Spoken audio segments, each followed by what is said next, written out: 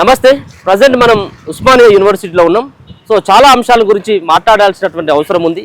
ముఖ్యంగా ఇటీవల కేసీఆర్ బయటికి రావడం, కల్వకుంట్ల కవిత బుక్కులలో పేర్లు రాస్తామని చెప్పేసి అనడం, మరో పక్కన భూపాలపల్లిలో జరిగినటువంటి మర్డర్ ఇష్యూ కావచ్చు, రేపు జరగనున్నటువంటి ఎమ్మెల్సీల ఎన్నికలు కావచ్చు. సో వీటన్నిటిపైన మాట్లాడేటువంటి ప్రయత్నం చేద్దాం. మనతో పాటు డాక్టర్ మహిపాల్ యాదవ్ గారు మనతో ఉన్నారు. సో మాట్లాడేటువంటి ప్రయత్నం చేద్దాం. అన్న నమస్తే. సో చాలా రోజుల తర్వాత మళ్ళీ మనం కలవడం. సో ముఖ్యంగా ముందుగా మొన్న కేసీఆర్ బయటికి రావడం చూసే ఉంటాం. సో మనం చాలా సందర్భాల్లో మాట్లాడుకోవడం జరిగింది. సో కేసీఆర్ వస్తే భూకంపం వస్తుంది, ఆగమైపోతుంది, మొత్తం ఉన్నటువంటి రాష్ట్ర ప్రభుత్వం అంతా కూడా దిగిపోయేటువంటి అవకాశాలు ఉంటాయని చెప్పేసి మనం మాట్లాడుకోవడం జరిగింది. సో ఆయన వచ్చిండు పోయిండు. సో యథావిధిగానే మళ్ళీ ఎట్లా ఉన్నది అట్లే ఉన్నది. సో ఆయన రావడం వెనుక ముఖ్యమైనటువంటి ఉద్దేశం ఏంటి, ఏమై ఉండొచ్చు అని అనుకుంటా ఉన్నాను. అదే కుంభకర్ణుడు 6 నెలలు తింటాడు 6 నెలలు పంటాడు అన్నట్టు ఈయన ఇక పండుకున్నాడు. ఒక 1.5 year నుంచి పడుకున్నాడు. ఇక బాగాసేపు పడుకున్నా కానీ ఆస్టకు వస్తుంది కదా, అదొకటి. అన్నిటికీ మించి ఇప్పుడు ఒక పెద్ద కేసు నడుస్తుంది మేడిగడ్డది. భూపాలపల్లిలో రాజలింగమూర్తి అని పాపం ఆయన సామాజిక కార్యకర్త, ఒకప్పుడు బీఆర్ఎస్ లోనే ఉండేటోడు. వాళ్ళ భార్య కూడా కౌన్సిలర్ అంట అక్కడ లోకల్. వీళ్ళ అరాచకాలు భరించలేక ఆయన బీఆర్ఎస్ నుంచి బయటకు వచ్చిండు. అంటే ఇప్పుడు ఎందుకు ఇదన్నా చెప్తున్నాను, నేను కేసీఆర్ గురించి అడుగుతూ ఇదెందుకు చెప్తున్నావు అంటే, ఆయన మేడిగడ్డలో చాలా లోపాలు ఉన్నాయి, దీంట్లో అవినీతి జరిగింది, దీని మీద ఎంక్వైరీ చేయాలని చెప్పేసి ఆయన కోర్టులో కేసు వేసిండు. ఓకే, దానికి కేసీఆర్ ను కోర్టు ముందు హాజరు కావాలని చెప్పి కోర్టు నుంచి ఆదేశాలు వచ్చినట్టు మనకు సమాచారం ఉంది. నా అంతటోనే నువ్వు కోర్టులు మెట్లు ఎక్కిస్తావా ఆయన అనేక సార్లు పిలిచి, గండ్ర వెంకటరామారెడ్డి లాంటి వాళ్ళు కేసు విత్డ్రా చేసుకో, పెద్ద ఆయనతో పెట్టుకుంటే మంచిగా ఉండదు, మళ్ళీ అధికారంలోకి వస్తే అట్లా చేస్తాడు ఇట్లా చేస్తాడు అని చాలాసార్లు చెప్పినట్టు మనం వార్తలలో చూస్తున్నాం. గండ్ర వెంకటరామారెడ్డి చెప్పిన వినకుండా ఆయన మొండిగా పోతే, ఈయన మరి కేసీఆర్ ఇది నా కొరకరాని కొయ్యలకి అవుతుండు రాజలింగమూర్తి ఎట్లా మరి అని హరీష్ రావుకు ఎవరికో చెప్పిండని అంటున్నారు. మామ కళ్ళల్లో ఆనందాన్ని చూడ్డానికి రాజలింగమూర్తిది అంటే ఇప్పుడు ఎవరైతే నరికిరో కొందరు వాళ్ళకు కూడా ఆయన కొంచెం గొడవలు ఉన్నాయేమో, ఇక వీళ్ళని పిలిపించుకొని కొంచెం దువ్వినట్టు చేసి, ఏం కాదు చంపితే ఏమవుతుంది మన దేశంలో, చంపినోడిని ఒక్క దెబ్బ తగలకుండా పోలీసు వాళ్ళు వచ్చి పట్టుకపోతారు, చెర్లపల్లి జైల్లో చెంచల్గూడ జైల్లో పెడతారు, మంచిగా లోపల ఏది కావాలంటే అది తెప్పిస్తారు అనేది వీళ్ళు ఎవరైనా ఎక్కిచ్చిర్రేమో అనేది వాళ్ళ కుటుంబ సభ్యులు అంటారు, రాజలింగమూర్తి కుటుంబ సభ్యులు. అయితే ఇప్పుడు లోపలనే ఉంటే ఇంకా ఎక్కువ పెద్ద మొత్తంలో అవుతాయి కాబట్టి ఏం తెలవని నంగనాచి లెక్క పాస్పోర్ట్ కార్యాలయానికి పోవడం, పాస్పోర్ట్ కార్యాలయానికి పోయిన తర్వాత మళ్ళీ ఏదో వాళ్ళ మీటింగ్ పెట్టుకొని ఇప్పుడు మనమరాలో ఫారెన్ కంట్రీలో ఉంది అక్కడికి వెళ్తానడం, అంటే ఇక్కడ డౌట్ రాకుండా ప్లాన్ చేసిర్రు అనేది పెద్ద మొత్తంలో చర్చ జరుగుతుంది. అది ఎంతవరకు అవునా కాదా తెలియదు కానీ మేడిగడ్డ మీద కేసీఆర్ తో పెట్టుకున్న మొగోడు మునగాడు అంటే రాజలింగమూర్తి. అసలు అప్పుడున్న సీఎం మీద కేసు చేసిండంటే ఎన్ని దమ్ములు ఉండాలి. ఊర్లో సర్పంచ్ మీద కేసు చేయాలంటేనే ఆ సర్పంచ్ పగబడితే అసలు ఎంత టార్చర్ పెడతాడు, ఒక ఎమ్మెల్యే మీద కేసు వేస్తే ఆ ఎమ్మెల్యే ఎంత టార్చర్ పెడతాడు అనేది మనం చూస్తున్నాం గత ప్రభుత్వంలో. అట్లాంటిది అప్పుడున్న ముఖ్యమంత్రి మీదనే కేసులు వేసిండంటే అసలు ఎంత దమ్మున్నాడు. అట్లా కేసీఆర్ డైవర్ట్ పాలిటిక్స్ చేస్తుండా. ఇంకొకటి కూడా నాకు డౌట్ వస్తుంది, అన్నను అనొచ్చు, ప్రతిదానికి మీరు కేసీఆర్ మీద బట్టగాల్సి మీద వేస్తారు ఏందన్నా, అసలు పాపం ఆయన నోట్లు ఏళ్ళు పెట్టిన కొరకడు, ఆయన జాతి పిత బాపు, ఈయన బాపు అయినప్పుడు రాజలింగమూర్తి కూడా కొడుకు అవుతాడు, చచ్చిపోయిన ఆయన కూడా కొడుకు లాంటోడే. ఇప్పుడు ఆమె బతుకున్న వాళ్ళు కూడా ఈయన కుటుంబ సభ్యులే. మరి బాపు కనీసం వాళ్ళ కుటుంబ సభ్యులకు పరామర్శ చేయలే, బాపు కొడుకు కేటీఆర్ కూడా కుటుంబ సభ్యులకు పరామర్శ చేయలే.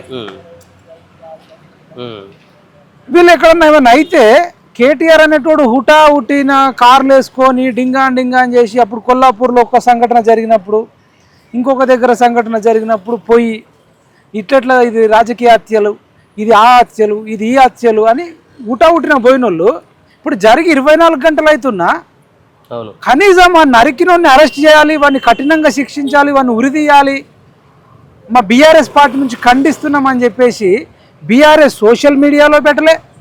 బీఆర్ఎస్ తరఫున ఒక 7-8 యూట్యూబ్ ఛానళ్ళు ఉన్నాయి, ఒక 10-12 ఇన్స్టాగ్రామ్ ఉన్నాయి, ఒక 20-30 ట్విట్టర్ ఉన్నాయి. ఎక్కడ కూడా దాని మీద ఏం మాట్లాడట్లే.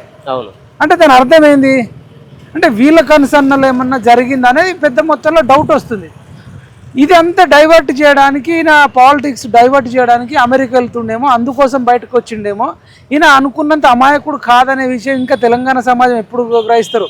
ఏదైతే మల్లారెడ్డి ఉన్నాడో మేడ్చల్లో, వాడు తొడగొడతాడు, మీసాలు దింపుతాడు, వాడు జోకులు చేస్తాడు. నేను పాలు అమ్మినా, పూలు అమ్మినా, బోర్వెల్ వేసిన, లేకపోతే అంట్లు తోమిన, బాసనలు తోమిన, ఇల్లాకులు ఉడిచిన, ముగ్గేసిన అని ఇవన్నీ చెప్పి అందరిని నవ్విస్తాడు. అందరి లెక్క డీజే టిల్లు పాటకు డాన్స్ చేస్తాడు. మనం ఏమనుకుంటాం, వీడు అయ్యో పెద్ద కమెడియను, మంచోడు, జోకులు చేస్తున్నా అనుకుంటాం. వాడు అత్యంత క్రూరుడట, అత్యంత క్రిమినల్ అట. వాడు చేసిన క్రిమినల్ యాక్టివిటీస్ ఎవరు చేయడట.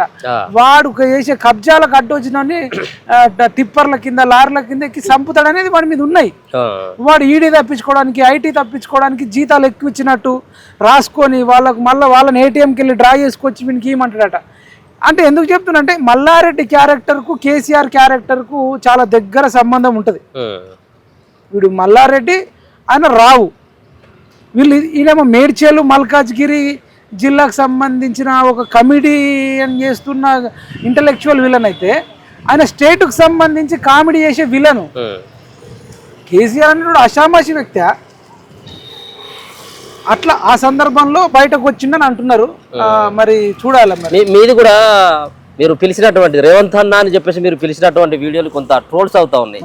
సో రేవంత్ అన్న గవర్నమెంట్ కూలిపోయేటువంటి ప్రమాదం ఉన్నది అతి తొందరలోనే అన్నటువంటి వ్యాఖ్యలు కూడా కేసీఆర్ చేయడం జరిగింది. ఓకే, మీ రేవంత్ అన్న ప్రభుత్వం పైన మీ ఒపీనియన్ ఏంటి? రేవంత్ అన్న అంటే ఆయన అన్నాడు, నేను రేవంత్ అన్న అని పిలిస్తే మీకు నిరుద్యోగులకు అందుబాటులో ఉంటా అని అన్నాడు. పిలిచిందా మీరు? మరి అదే కదా, చాలా సార్లు ఇప్పుడు టీచర్లు మెగా డిఎస్ చేయండి, ఆ జాబులు సరిపోతలేదు అని చెప్పి వాళ్ళు రోడ్ల మీదకి వచ్చారు. వచ్చినప్పుడు రేవంత్ అన్న అంటే అసలు పలుకులేదు, ఉరుకులేదు. డిఎస్సి పోస్ట్ పోన్ చేయి రేవంత్ అన్న అంటే అలుకులేదు, పలుకులేదు. గ్రూప్ 1లో మరి జీవో 29 ఎందుకు తీసుకొచ్చిర్రు అన్న అంటే దానికి సప్పులు లేదు. గ్రూప్ 2 వాయిదా అంటే దానికి సప్పులు లేదు.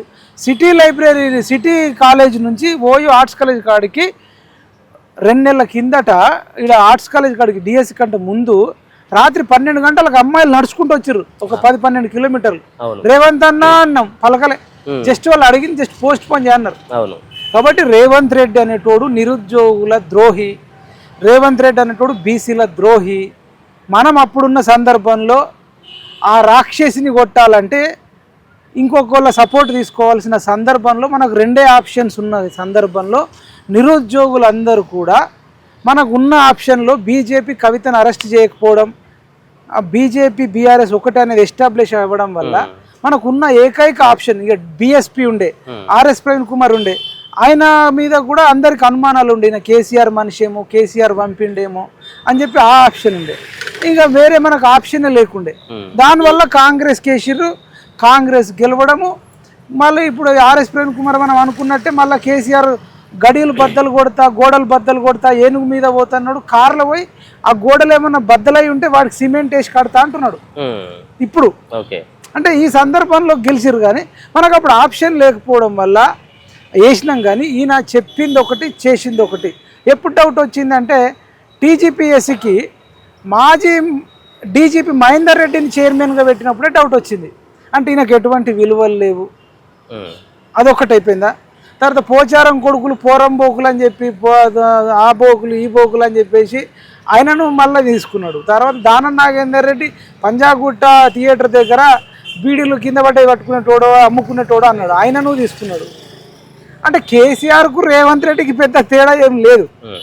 ఇంకొకటి బాధాకరం ఏంటంటే పాపమైన ఇప్పుడు రాజలింగమూర్తి తీసుకుంటే ఆయనకు ప్రాణహాని ఉందని తెలిసి పోలీస్ కంప్లైంట్ ఇచ్చి చెప్పి ఇంత చేసిన తర్వాత కూడా కనీసం ఆయనకు రక్షణ కల్పించలేని ప్రభుత్వం ఉంటేంత ఊడితేంత. నిజంగా రేవంత్ రెడ్డి గారు రిజైన్ చేయాలి సీఎం పదవికి. సరే గవర్నమెంట్ ఉంటుందా పోతుందా, కానీ నైతికంగా బాధ్యత వహించి గతంలో ఒక ట్రైన్ యాక్సిడెంట్ చిన్నగా అయినందుకు అప్పటి రైల్వే శాఖ మంత్రి రిజైన్ చేసినని ఉన్నది. ఇప్పుడు ఈయనకు లా అండ్ ఆర్డరు కనీసం ఒక కేసీఆర్ మీద కేసీఆర్ మీద ప్రతిపక్ష మాజీ ముఖ్యమంత్రి, ప్రధాన ప్రతిపక్ష నాయకుడి మీద, మేడిగడ్డ మీద హైకోర్టులో కేసేసిన ఒక గొప్ప ఉదన్న ఒక పేరున్న వ్యక్తికి కనీసం నువ్వు సెక్యూరిటీ కల్పించలేవు. ఇప్పుడు ఆయన వెనకాల ఒక సెక్యూరిటీ ఉండి గన్మెన్లు ఆళ్ళు ఉంటే వాళ్ళు వచ్చి నరికేటోళ్ళ, వాళ్ళని తీసి కాల్ చేస్తే అటు అవతల పోయేటోళ్ళు. సెక్యూరిటీ లేవు. అంటే ఫెయిల్ అయినట్టే కదా. హోంశాఖ మంత్రి ఆయన దగ్గర ఉంది, విద్యాశాఖ మంత్రి ఆయన దగ్గర ఉంది, ఇంకో 4 ఎస్సీ శాఖ మంత్రి, గిరిజన శాఖ మంత్రి, ఇవన్నీ శాఖలన్నీ ఆయన దగ్గరనే పెట్టుకొని ఏం చేస్తున్నట్టు అండి? కనీసం స్పందన లేదు ఇప్పటిదాకా. దాన్ని ఖండించలేదు, మన్ను లేదు, మశానం లేదు. రేపు చక్రధర్ గౌడ్ మీద కూడా ప్రాణహాని ఉందని చెప్పేసి ఆయన కూడా అంటున్నాడు. హరీష్ రావు ఉన్నాడు. ఇప్పుడు హరీష్ రావు మరి రాజలింగమూర్తిని కూడా ఈయన స్కెచ్ ఉంది, హస్తం ఉంది, ఆయన చాలా ఆయన అనుకుంటే నయీం కంటే డేంజరు అని అంటారు. ఇప్పుడు ఈ చక్రధర్ గౌడ్ని చంపినా కూడా ఆయన సెక్యూరిటీ ఇచ్చాడా? లేకపోతే రిజైన్ చేయండి అని చేతగానప్పుడు ఎందుకు అంటున్నా నేను. ఎందుకు ఏంది నువ్వు ఏమంటారు అది ఏదో బియ్యం ఇవ్వడానికో రైతు బంధు ఇవ్వడానికో సీఎంలా? అసలు సీఎంలు ఎందుకండి? గొర్రెలు ఇవ్వడానికి, బర్రెలు ఇవ్వడానికి, పెన్షన్ ఇవ్వడానికి, బీర్లు అందుబాటులో పెట్టడానికి ఇదా సీఎం చేసే పని? అసలు ప్రభుత్వాలు చేసే పని ఇదా? మినిమము ఒక అవినీతికి దుర్మార్గులకు కొట్లాడేటోడికి రక్షణ కల్పించినప్పుడు ఆ పదవులు ఏంటండి? చట్టంలో అనేక మార్పులు తీసుకురావాలి. చంపినోడికి అసలు భయమే లేదండి. చంపినా నువ్వు 6 నెలల్లో బయటకు వస్తావు అనేది ఎస్టాబ్లిష్ అయింది. దానివల్ల ఎవడు పడితే వాడిని పడితే చంపుతున్నారు, చంపిస్తున్నారు. ఒక కవిత విషయం మాట్లాడదాం. మీరు మన చాలా సందర్భాల్లో కలిసినప్పుడు మాట్లాడుకుంటా ఉన్నాం. సో అటువంటి వాళ్ళ పేర్లు మేము పింక్ బుక్లో రాస్తూ ఉన్నాం. మా పార్టీ నాయకుల పైన, కార్యకర్తల పైన దాడులు చేస్తున్నటువంటి వ్యక్తులు కావచ్చు, మా ప్రభుత్వం పైన విమర్శలు చేస్తున్నటువంటి వాళ్ళ పేర్లు కూడా మేము పింక్ బుక్లో రాస్తూ ఉన్నాం. వచ్చేది మా ప్రభుత్వం, మేము వచ్చిన తర్వాత ఒక్కొక్కరు సంగతి చెప్తామన్నటువంటి వ్యాఖ్యలు ఆమె చేస్తూ ఉంది. అదే నాకు డౌట్ వస్తుంది. ఇప్పుడు కవిత బుక్లో కూడా ఫస్ట్ పేరు భూపాలపల్లికి సంబంధించిన రాజలింగమూర్తితో రాసుకున్నదేమో, ప్రభుత్వం రాకన్నా ముందే ఈమె పింక్ బుక్లో ఉందేమో, వాళ్ళ మనుషులతో చంపిందేమో ఇప్పుడు డౌట్ వస్తుంది. ఈ రాసుకునే కల్చరు, ఈ రివెంజ్ కల్చరు రౌడీలకు, మాఫియాకే ఉంటుంది కదా. మేబీ రాజలింగమూర్తి నుంచి స్టార్ట్ చేసి ఇంకెంతమందిని చంపుతారా, లేకపోతే తర్వాత కూడా వీళ్ళకి ఎదురుగా మాట్లాడే ఇప్పుడు భూమేష్ లాంటి వాళ్ళనో, సతీష్ లాంటి వాళ్ళనో ఇంకా అందరినీ చంపుతా అని చెప్పి ఆమె అంత బహిరంగంగా చెప్తుంటే, ఆల్రెడీ ఆమె మీద క్రిమినల్ ఆరోపణలు ఉన్నాయి. లిక్కర్ దంద చేసింది, ఆ తర్వాత అవినీతికి సంబంధించి చేసింది, అసలు ఈడీ కేసులు, సిబిఐ కేసులు ఉన్నాయి. తీహార్ జైల్లో అన్ని 6 నెలలకు పైగా జైల్లో ఉండొచ్చిన ఒక క్రిమినల్ ఆరోపణలు ఉన్న వ్యక్తి, జైల్లో ఉండొచ్చిన వ్యక్తి అనే మేము పింక్ బుక్లో రాస్తున్నా, నేను ఇంకెంతమందినైనా చంపేస్తాము, మేము నరికేస్తాము, కొట్టేస్తాము అనే లైన్లో ఆమె మాట్లాడుతుంటే, చట్టాలు ఇట్లా బలిసిన వాళ్ళకు చుట్టాలైపోయినాయండి, దుర్మార్గులకు చుట్టాలైపోయినాయి. దీని మీద హైకోర్టు, సుప్రీంకోర్టు సుమోటోగా తీసుకొని ఈ లిక్కర్ దొంగ, ఆ లిక్కర్ మాఫియాలో ఇరికి ఒకప్పుడు ఉండడానికి రెంట్కు కూడా లేని ఈమె 5 రూపాయలు సినిమా థియేటర్కి, సంజయ్ థియేటర్కి పోవడానికి గోనె ప్రకాశ్రావుని అడుక్కున్న ఆమె ఇవాళ బుర్జ్ ఖలీఫాలో ఫ్లాట్లు, షామీర్పేటలో, శంకర్పల్లిలో, నందిపేటలో, నవీపేటలో, జగిత్యాలలో, కామారెడ్డిలో అసలు భూమి మీద ఎక్కడెక్కడ ప్లేసులు ఉంటే అంతటా కొన్న ఈ క్రిమినల్ ఒక ఇల్లు కట్టుకుంది. దాదాపు 200 కోట్లు పెట్టి అక్కడ స్థలం కొని 100 కోట్లు పెట్టి ఇల్లు కట్టుకున్న ఈ క్రిమినల్ పింక్ బుక్లో రాస్తున్నా, నేను అందరిని చంపేస్తా, ఇది మా నాన్నకు చెప్తా, రేపు మా నాన్న చంపేస్తాడు, మా అన్న చంపుతాడు, మా బావ చంపుతాడు, నేను చంపుతా అని అంత బహిరంగంగా అంటుంటే కూడా ఈమె మీద ఎటువంటి యాక్షన్ తీసుకుంటున్నారంటే ఇది ఏం ప్రజాస్వామ్యం అండి? మేము ప్రధానమంత్రి నరేంద్ర మోడీ గారికి కానీ, బీజేపీ ప్రభుత్వానికి కానీ, ఎన్డీఏ ప్రభుత్వానికి రిక్వెస్ట్ చేస్తున్నాం, ఇట్లా బుక్కులు మెయింటైన్ చేస్తూ, కక్షలు చేస్తూ, నరికేటోళ్లను, చంపేటోళ్లను, ఈ క్రిమినల్స్ను ముందస్తుగానే అరెస్టులు చేసి వీళ్ళకి జీవిత ఖైదు వేయాలని కోరుకుంటున్నాం. లేకపోతే ఈ క్రిమినల్ ప్రతి ఒక్కడు, కవితనే కాదు, కేటీఆర్ అనేటోడు, కౌశిక్ రెడ్డి అనేటోడు, హరీష్ రావు అనేటోడు, మేము వచ్చినాక నరుకుతాం రా, మేము వచ్చినాక చంపుతాం రా అని అంటే, అధికారం పోయినాక కూడా వాడు అంత అహంకారం చూపిస్తారంటే, అంటే ప్రజాస్వామ్యంలో గిన్ని బలహీనతలు ఉన్నాయి, చట్టంలో ఇన్ని లోపాలు ఉన్నాయి. కాబట్టి ఇట్లాంటి క్రిమినల్స్ను ప్రజలే గమనించాలి. ఇట్లా క్రిమినల్ మైండ్ బుక్కులు రాసుకోవడము, నోట్ బుక్ చేసుకోవడము, పోలీసులను కూడా మొన్న కేటీఆర్ ఒకనాడు అంటుండు, ఇటు ఇక్కడ నువ్వెందువా నువ్వు ఇటురారా, ఇటుపోరా, పోలీసు వాళ్ళని పట్టుకొని ఇష్టం వచ్చినట్టు వాగిండు. మొన్న ఈడీ ఆఫీస్ పోయినప్పుడు ఇటువా నీకేందివా నొప్పి, పోలీసు వాళ్ళనే నీకేంది నొప్పి అంటున్నాడు. అవును. సో చూస్తూ ఉన్నాం ఎన్నికలు, ఎమ్మెల్సీ ఎన్నికలు, సో గ్రాడ్యుయేట్ ఎమ్మెల్సీతో పాటు టీచర్ ఎమ్మెల్సీ ఎన్నికలు. సో నిరుద్యోగ జేఏసీ తరఫున చూస్తూ ఉన్నాం, ప్రచారం ఎట్లా కొనసాగుతూ ఉంది? మీరు ఎవరికి మద్దతు ఇస్తా ఉన్నారు? మీ నిరుద్యోగ ఎవరికి మద్దతు ఇస్తున్నాం అనేది మీకు చెప్తాము. మరి బీజేపీ కాదు, ఈయన కాంగ్రెస్ కాదు, బీఆర్ఎస్ కాదు, మీరే చదవాలి మన తొలి వెలుగు ద్వారా. మన తెలంగాణ నిరుద్యోగ రక్షణ చేసి అటు సుభాష్ చంద్రబోస్ ఇటు ఛత్రపతి శివాజీని ఆదర్శంగా తీసుకొని తెలంగాణ నిరుద్యోగ రక్షణ జేఏసీ అనేది అసెంబ్లీ ఎన్నికల కంటే ముందు 2023లో స్థాపించినాం. ఇప్పుడు కరీంనగర్, మెదక్, నిజామాబాద్, ఆదిలాబాద్ పట్టభద్రుల ఎమ్మెల్సీ ఎన్నికల్లో మానవతావాది, సమర్థుడు, బీసీ బిడ్డ ప్రసన్న హరికృష్ణ గారిని గెలిపించండి. ఈయన అసిస్టెంట్ ప్రొఫెసర్ రిజైన్డ్ అంటే ఈయన ఇంకా 19 సంవత్సరాల సర్వీస్ ఉంది. ఉన్న అభ్యర్థులలో బాగా ఇంగ్లీష్ మాట్లాడగలుగుతాడు, అర్థమెటిక్ వస్తుంది, రీజనింగ్ వస్తుంది, సైన్స్లో మంచి తోపు, జేఎల్గా జాబ్ వచ్చిన తర్వాత డిఎల్ఐ అసిస్టెంట్ ప్రొఫెసర్ అయి తనకు తాను నిరూపించుకొని విన్నర్ క్లాసెస్ అని ఒక ఆన్లైన్ యాప్ క్రియేట్ చేసి తెలంగాణలోనే కాదు రాయలసీమ, ఆంధ్రాలో తెలుగు వాళ్ళు ఎవరెవరు ఉన్నారో వాళ్ళందరికీ ప్రసన్న హరికృష్ణ గారు ₹1కే బయట 10,000, 20,000, 30,000 అది ₹1 గ్రూప్ 1కి సంబంధించిన సిలబస్, గ్రూప్ 2కి సంబంధించిన సిలబస్, గ్రూప్ 3, గ్రూప్ 4కి సంబంధించిన సిలబస్ అంతా కూడా ₹1 ఆన్లైన్ యాప్ ద్వారా. అంతటితో కాకుండా డిఎస్సికి సంబంధించి, టెట్కి సంబంధించి, బ్యాంకింగ్కి సంబంధించి, ఇంకా బయట జేఎల్కి సంబంధించి, గురుకులకు సంబంధించి అన్ని పోటీ పరీక్షలకు సంబంధించిన సిలబస్ అంతటిని కూడా ప్రసన్న హరికృష్ణ గారు టీచ్ చేయడంతో పాటు సైన్స్ టీచ్ చేస్తాడు.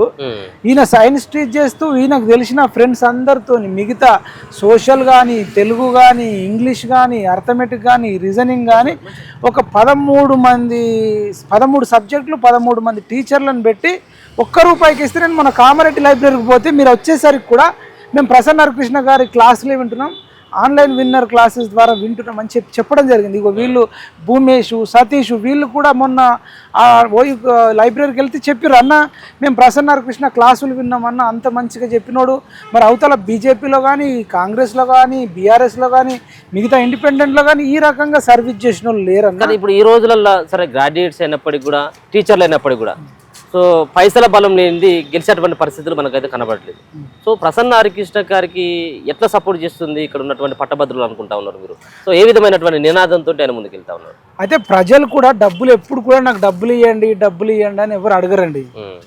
మనల్లే ఈ రాజకీయ పార్టీలలో ఉండే పెద్ద పెద్ద బడాబాబులు మస్తికొచ్చి అడ్డగోలుగా అక్రమంగా సంపాదించిన డబ్బును 5,000 ఇస్తాం, 10,000 ఇస్తాం, నీకు ఫుల్ బాటిల్ పంపిస్తాం, హాఫ్ బాటిల్ పంపిస్తాం, ఫారెన్ లిక్కర్ పంపిస్తాం అని చెప్పి వీళ్ళు ప్రలోభాలు పెడతారు. కానీ వీళ్ళంతటా వీళ్ళు మాకు డబ్బులు ఇస్తేనే మేము ఓటేస్తామని చెప్పి ఏ ఒక్కడి దగ్గరికి పోరు. ఒకటి. రెండోది, ఇప్పుడున్న సందర్భంలో ఆన్లైన్ అనేది డిజిటల్ యుగం వచ్చేసింది, ఇంటర్నెట్ అనేది స్పీడ్గా ఉంది, తక్కువ ఛార్జ్లోని ఇంటర్నెట్ వస్తుంది, వీళ్ళందరికీ మొబైల్స్ అయినాయి. డబ్బులు ఇస్తే తీసుకుంటున్నారు కానీ ఎవరు మంచోళ్ళు ఎవరు చెడ్డోళ్ళు అనేది ఉంది. ఒకవేళ డబ్బుదే ప్రాధాన్యత ఉండదు, సోషల్ మీడియా తక్కువ ప్రాధాన్యత అనుకుంటే గతంలో మొన్న గత ప్రభుత్వం 2023 అప్పుడు జరిగిన ఎన్నికల్లో 1,00,000 కోట్లకు పైగా ఉన్న 80,000 పుస్తకాలు చదివి, నదులకు నడక నేర్పి, నేల మీద జారిపడ్డ చంద్రుడు,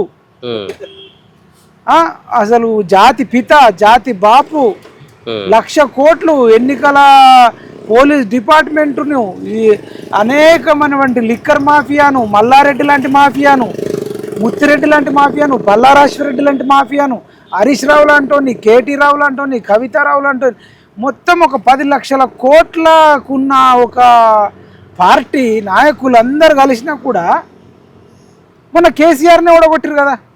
కామారెడ్డిలో ఓడగొట్టిర్రు, తెలంగాణ మొత్తం ప్రభుత్వం కూడా ఓడగొట్టిరు. డబ్బులకి గెలవాల్సి వస్తే కామారెడ్డిలో మీరన్న కేసీఆర్ గెలిచేది, తర్వాత తెలంగాణ రాష్ట్రం అంతా కూడా బీఆర్ఎస్ గెలిచేది. కానీ నియంతకు నిరుద్యోగులకు మధ్య జరిగింది. నియంతకేమో 1,00,000 కోట్లు, నిరుద్యోగులకేమో లక్షల మందికి మంచి చేయాలా, ప్రేమించాలనే ఒక జ్ఞానం, మంచితనము ఒకవైపు. ఆ దాంట్లోనే కేసీఆర్ని నలిపి రాత్రికి రాత్రే తెల్లందాకా ప్రజాభవన్ అనేది ప్రగతి భవన్ ఖాళీ చేసి ఫామ్ హౌస్లో పోయి ఇప్పుడు రీల్స్ చేసుకుంటున్నాడు. రీల్స్ చేసుకుని ఎవరన్నా అడిగితే బాబు రీల్ అంటే ఇస్తున్నాడు. ఒకప్పుడు మంత్రులకు అపాయింట్మెంట్ ఇవ్వని వ్యక్తి, గద్దరన్నకు అపాయింట్మెంట్ ఇవ్వని వ్యక్తి ఇలా ఫామ్ హౌస్లో రీల్స్ చేసుకుంటుండే నిరుద్యోగులు తలుసుకున్నారు, ఉద్యోగులు తలుసుకున్నారు. ఉద్యోగులు చదువురాని వాళ్ళందరికీ చెప్పి కేసీఆర్ ప్రభుత్వాన్ని బడగొట్టినప్పుడు ఇప్పుడు ఓట్లు వేసేది నిరుద్యోగులు, విద్యార్థులు, టీచర్లు, ఉద్యోగస్తులు, ప్రైవేట్ ఎంప్లాయీస్ వీళ్ళంతా కూడా మొత్తం డిగ్రీ చదువుకున్నలే. ఈ ఎన్నికలు అనేటిది ఏం చదువుకోనోడికి ఓటు హక్కు లేదు, పట్టభద్రులకు మాత్రం ఇచ్చింది. వాళ్ళు డిగ్రీ చేసి ఉండాలి, వాళ్ళు BA అన్న కంప్లీట్ చేసి ఉండాలి, BJDS అన్న కంప్లీట్ చేసి ఉండాలి, BSc అగ్రికల్చర్ అన్న కంప్లీట్ చేసి ఉండాలి, BSc మ్యాథ్స్ అన్న కంప్లీట్ చేసి ఉండాలి, BCom అన్న కంప్లీట్ చేసి ఉండాలి, మరి బ్యాచిలర్ ఆఫ్ ఇంజనీరింగ్ BE అన్న బీటెక్ అన్న కంప్లీట్ చేసి ఉండాలి. ఇంత చదువుకున్నోడికి డబ్బు ఇచ్చినోడికి అసలుకే ఓటేరుగా. ఎవడు ఎక్కువ డబ్బు ఇస్తే వాడిని ఓడగొట్టాలని వాళ్ళకి తెలుసు. కాబట్టి దీంట్లో ప్రసన్నారి కృష్ణ గెలవడం అనేది నల్లేరు మీద నడకెనవుతుంది. కానీ మేము ఒక్కటే ఏంటంటే ఇప్పుడు బీసీ నాయకులకు అంటున్నాం, మీరు ఎలక్షన్ లేనప్పుడు బీసీ మీటింగ్లు, బీసీలకు అన్యాయం జరుగుతుంది, 20 లక్షల బీసీల ఓట్లు గల్లంతైనాయి, 4-5% బీసీల జనాభా తక్కువ చూపెట్టిర్రు, బీసీల కార్పొరేషన్లు తక్కువ వచ్చినాయి, బీసీలకు ఎమ్మెల్యే టికెట్లు తక్కువ వచ్చినాయి, బీసీలకు ఎంపీ టికెట్లు తక్కువ వచ్చినాయి, అసలు బీసీలకు ఉద్యోగాలు తక్కువ వస్తున్నాయి. ఈడబ్ల్యూఎస్ వల్ల బీసీలకు మార్కులు ఎక్కువ వచ్చినా, ఎస్సీలకు మార్కులు ఎక్కువ వచ్చినా, ఎస్టీలకు ఎక్కువ వచ్చినా, మరి ఈడబ్ల్యూఎస్ వల్ల కొట్టుకపోతున్నారు అని ఇన్ని మీటింగులు పెట్టుకుంటారు. ఇంటలెక్చువల్స్ మీటింగు, స్టూడెంట్ వింగు, మరి ఇన్ని మీటింగులు పెట్టుకున్న వాళ్ళు ఇప్పుడు ప్రసన్న కృష్ణ గట్టి ఫైట్ ఇస్తున్నాడు. బీజేపీ కాంగ్రెస్ అభ్యర్థులకు గట్టి ఫైట్ ఇస్తున్నప్పుడు వీళ్ళు ఒక్కసారి ఏ జిల్లాకు సంబంధించిన ఆ జిల్లా వాళ్ళు ఫోన్లు చేసో వాళ్ళ సోషల్ మీడియా ప్లాట్ఫామ్ మీదనో మరి రేపు ప్రసన్న కృష్ణ గౌడ్ను గెలిపిస్తే ఆయన బీసీ బిడ్డ, రేపు రానున్న కాలంలో బీసీలకు కూడా పవర్ ఉంది, బీసీలకు కూడా శక్తి ఉంది, భూస్వాములను, పెట్టుబడిదారులను, కోటీశ్వర్లను ఓడగొట్టే సత్తా మరి బీసీలకు కూడా ఉందని నిరూపించుకోవడానికి సరైన అవకాశం. ఇప్పుడు మీరు వచ్చి రాయకుండా రేపు వచ్చి జీవో 29కు వ్యతిరేకంగా, జీవో 46కు వ్యతిరేకంగా, లేకపోతే ఇంకా మా బీసీలకు అన్యాయం జరుగుతుంది, మా బీసీలకు ఒక్కనాడు సీఎం కాలేదని ఏడుస్తే రోడ్ల మీదకి వస్తే ఓడి పట్టించుకుంటాడు. రేపు ఓసీలకు గెలిస్తే రేపు బీజేపీ అయినా, బీఆర్ఎస్ అయినా, కాంగ్రెస్ అయినా ఏమంటాయి? ఓసీలకే నాయకత్వ లక్షణాలు ఉన్నాయి, బీసీలకు లేవు, ఎస్సీలకు లేవు, ఎస్టీలకు లేవు అని చెప్పి వాళ్ళ హైకమాండ్ల దగ్గర చెప్పుకొని బీసీ నినాదాన్ని ఇంకా తొక్కే ఛాన్స్ ఉంటుంది. కాబట్టి ఇకనైనా బీసీ నాయకులందరూ కూడా ఎన్నికలకు ముందు ఇప్పుడు ఈ టైంలో ప్రెస్ మీట్లు పెడతారా, లేకపోతే మీకు సంబంధించిన జిల్లాలలో, మండలాలలో ప్రెస్ మీట్లు పెడతారా, మీలాంటి మనతోలు వెలుగు లాంటి ఛానళ్ళను, లెజెండ్ ఛానళ్ళను పిలిచి మద్దతు ఇస్తారా? చేయండి. కొందరు ఈగోకు పోవచ్చు, ప్రసన్న కృష్ణ మాకు చెప్పిండా, చెప్పలేదా, ఆయన వీలైన కాడికి బహిరంగంగా అడిగిండు, చెప్పే కాడికి చెప్పిండు, అడిగే కాడికి అడిగిండు. ఇప్పుడు ఉన్న సమయంలో ఆయన ఒంటరి పోరాటం చేస్తున్నాడు. మనం ఈగోలోకి పోతే మరి నరేందర్ రెడ్డి లాంటి వాడుకు గెలిస్తే వాడికి ఆల్ ఫోర్స్ అధినేత నరేందర్ రెడ్డి అంటాడు, ఎవడికి ఫోను లేవట్టాడు, ఎవరికి అందుబాటులో ఉండడు, లక్షల్లో ఫీజు తీసుకుంటాడు, పక్తు కమర్షియల్. మరి అట్లాంటి వాడు గెలిస్తే మంచిదా? ఒక బీసీ బిడ్డ, మానవతావాది, ఈయన జీతము జాబ్ వచ్చినప్పటి నుంచి 30% పేద ప్రజలకి వంచిపడేసిండట.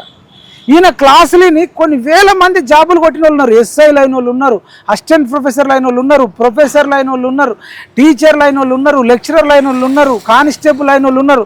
ఈయన స్టూడెంట్లే వేలాది మంది ఉన్నారు, జాబ్లు వచ్చిన వాళ్ళు ఉన్నారు, ఇంకా జాబ్లకు ప్రిపేర్ అవుతున్న ఉన్నారు. గెలిచే అవకాశాలు మెండుగా ఉన్నాయి. ఈ బీసీ నాయకులు, ఈ నిరుద్యోగులు ఈ ఒక 5-6 రోజులు పనిచేస్తే ఫస్ట్ రౌండ్లోనే గెలిచిపోతాడు. మన తొలి వేలు కూడా పూర్తిగా సహకరించాలని కోరుకుంటూ ఈ వీడియోని ఎక్కువ మందికి షేర్ చేయాలని